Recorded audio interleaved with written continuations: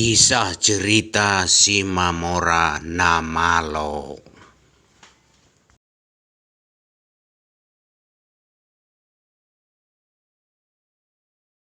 Rana Pistar. Pada zaman dulu ada sebuah cerita rakyat di bagian pinggiran Danau Toba, tepatnya di daerah Bakti Raja. Konon satu keluarga yang berkehidupan sederhana, yang mempunyai pekerjaan sehari-hari menjual garam. Maksudnya garam dapur untuk dipakai untuk penyedap rasa. Pada zaman dulu garam adalah satu kebutuhan yang sangat diperlukan, karena pada zaman itu akses untuk jalan masih sangat minim. Jadi garam-garam ini harus diangkut dari pantai daerah Barus, karena garam diambil dari laut. Sementara jarak daerah Barus dapat dikatakan jarak yang sangat jauh, di samping akses yang masih sulit. Harus naik turun gunung, lembah dan sungai-sungai harus diseberangi dan jalan besar belum ada. Terkadang harus menelusuri hutan-hutan dan jalan-jalan yang sunyi belum berpenduduk, perkampungan yang sangat jarang-jarang. Bapak ini yang kerap kali dipanggil Simamora sesuai dengan marganya, karena memang marga adalah menunjukkan identitas nama dan marga.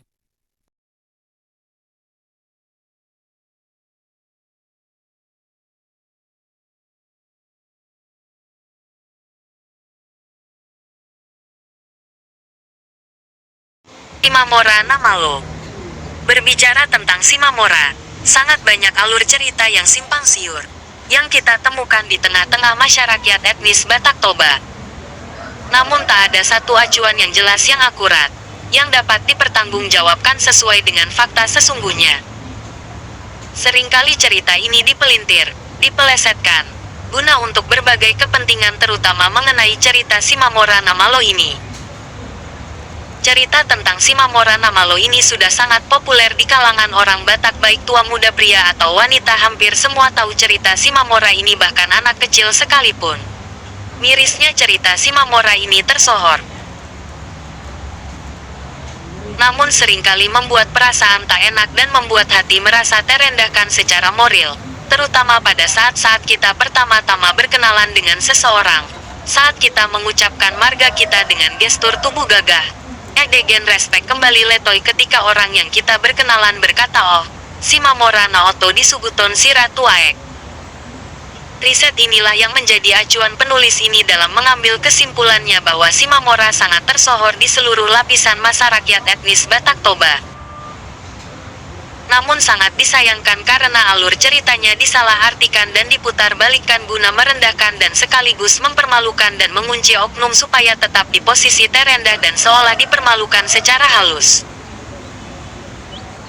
Kejadian pengalaman inilah yang membuat penulis ini terdorong dan berupaya untuk menuliskan dan meriset alur cerita yang sesungguhnya, bahwa Simamora bukan bodoh melainkan 3 kali lipat kepintarannya dengan manusia biasa kalau diukur cara berpikir pada kala itu. Orang-orang seolah terbius satu opini yang buruk tentang perihal Simamora Namalo ini, yang berasumsi bahwa Simamora adalah sosok blow-on dan bodoh yang hanya pantas untuk diolok-olok, tanpa melalui satu penelitian berita yang sesungguhnya. Memang benar Simamora dalam cerita itu menyembunyikan garamnya ke dalam air, tetapi dalam maksud apa? Ada orang berkata bahwa Simamora menyembunyikan garam ke laut, salah. Ada orang berkata menyembunyikannya ke dalam sungai, juga salah. Yang benar dia menyembunyikan garamnya ke dalam sumur yang berair. Itu pun dia lakukan karena terpaksa bertaruh dengan lawan-lawannya bahwa ia mampu menyembunyikan garamnya tanpa bekas dan satu orang pun tidak akan bisa melihat atau menemukan garamnya.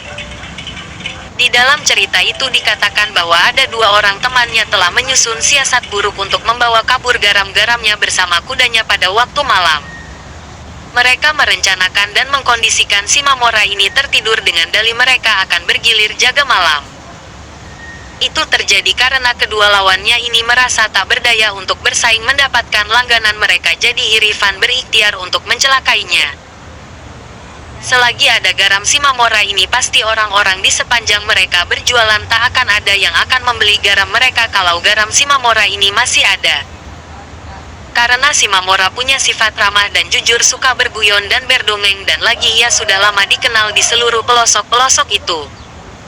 Nah, untuk mengetahui alur ceritanya Simamora ini secara lengkap dan akurat, mari tonton video yang selanjutnya.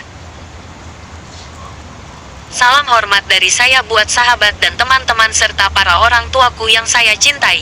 Mohon dimaafkan jika ada penulisan yang salah dan kurang berkenan, tolong ditulisi di kolom komentar kritik dan sarannya untuk lebih memperlengkapi pengetahuan tentang alur cerita Shimamura ini. Supaya orang-orang tidak menyalahpahami cerita Shimamura ini. Hormat saya, Ramses Shimamura.